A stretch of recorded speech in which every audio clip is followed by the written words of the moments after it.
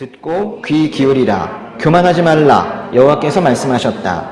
너희 하나님 여호와께서 흑암을 가져오시기 전에, 너희 발이 어두운 산 위에서 걸려 넘어지기 전에 그분께 영광을 돌리라. 너희가 빛을 발할 때 그분은 빛을 죽음의 그림자로 바꾸시고 짙은 어둠이 되게 하실 것이다. 그러나 너희가 그분의 말을 듣지 않으면 내 영혼이 너희의 교만함 때문에 은밀히 울 것이다. 여호와의 양떼가 포로로 잡혀갔기 때문에 내 눈이 몹시 슬퍼해 눈물을 흘릴 것이다. 메시지가 명확합니다. 하나님께서는 교만하지 말라, 지금 그렇게 말씀하시는 거예요.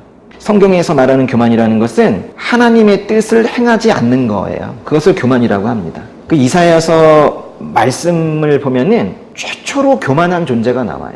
바로 그 타락한 천사죠. 사단 자체가 처음에 교만으로 타락한 그 존재인 거예요. 그러니까 교만이라는 것 자체가 아주 이것 자체가 사탄적인 마귀적인 속성인 거예요. 우상 숭배도 하나님의 심판으로 이어지지만 예레미야서를 보거나 이사야서를 보거나 이 교만도 우상 숭배의 죄와 같이 반드시 하나님의 심판을 불러옵니다. 마태복음 23장 6절 한번 읽어볼게요. 잔치에서는 상석을 좋아하고 회당에서는 높은 자리를 좋아한다. 일단 대접받기 좋아하고 높은 자리 좋아하고 그런 걸 교만이라고 하는 건데요. 높은 자리 좋아하고 마음이 높아지는 이 교만을 주님께서는 하지 말라. 교만, 마음 높아지는 거 하지 말라. 이렇게 하세요. 이것은 영적인 문제입니다. 교만은요, 이 세상의 모든 악 중에서 아주 핵심적인 악이고 악의 기반이며 악의 궁극이기도 합니다. 하나 악 중에서 가장 최악의 악이라고 해요.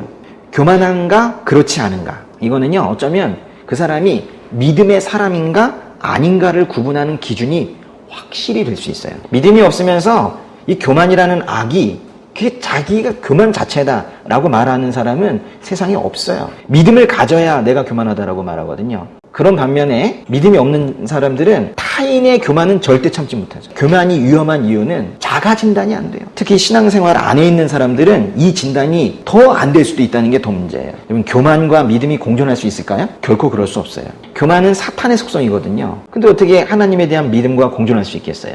교만의 아주 구체적인 형태 중에 하나가 바로 고집이거든요. 고집이 센 건 좋은 게 아닙니다. 그거는 고집이 센 사람도 있고 아닌 것도 있는 것이 아니라 고집이 센 건 나쁜 거예요. 하나님의 말씀을 그대로 받아들이지 않거든요. 고집이 세면요, 자기 생각으로 모든 걸 재단하기 때문에 이 앞에서 이렇게 설교하는 것도 제대로 듣지 않습니다. 계속 평가하고요. 그렇게 되면 아주 심각한 문제가 생기는 거예요. 그 시간을 통해서 또 그 말씀 선포를 통해서 그 사람에게 전달하려는 하나님의 메시지가 있거든요. 그 시간을 통해서 그 말씀을 통해서 그 사람에게 전달하려는 하나님의 선한 의도를 모르게 된단 말이에요. 이 고집스럽게 마음 열지 않으면 하나님께서 그 사람을 사용하고 싶어도 사용할 수가 없어요. 계속 지연이 되는 거예요. 얼마나 슬픈 일입니까? 한 사람의 순종이 많은 걸 이루어냅니다. 근데 그때 치명적인 것이 바로 고집이에요. 고집이 센 걸 교만이라고 하는 거예요. 또 교만의 구체적인 형태는 불평일 건데요. 불평. 여러분, 불평이 왜 생겨요? 내가 높아져 있으니까 나는 이만큼은 대접받아야 된다는 거예요. 나는 이만큼은 가져야 한다라고 생각하는 거예요. 그러니까 자신이 만든 그 수준이 있거든요. 나는 이 정도 수준은 돼야 되는.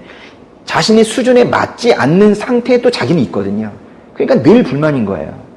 난 이 정도는 가져야 되는데, 난 이만큼 대접받아야 되는데 거기에 되지 못하니까 그 처참한 자기의 상황이 그냥 늘상 불만인 거예요. 그런데요, 어떤 때 그게 채워지거든요. 그럼 그게 없어지는가? 그렇지 않아요. 그때부터는 이제 다른 사람들과 비교하는 거예요. 비교하면서 저 사람보다는 더 가져야 된다는. 그래서 이 큰 불평이 생겨요. 그 큰 불평을 두 글자로 또 교만이라고 하는 거예요. 교만은요, 그래서 그 자체가 매우 경쟁적이에요. 다른 사람이 가진 거 가지지 못했다고, 더 가지지 못해서 불평하는 거, 그걸 우리가 교만이라고 하는 거예요. 그러다 보니까 자기보다 더 많이 가진 사람 미워해요. 그래서 교만 자체가 매우 경쟁적인 동시에 적대적이에요. 근데 그 적대감이 사람에게만 가는 게 아니라 결국 나중엔 하나님에 대해서도 그 연습했던 적대감을 사용하고 그렇습니다. 또 교만에 더 큰 문제점이 하나가 있어요. 이 교만이 이중적인 도덕적 잣대를 만든다는 거예요.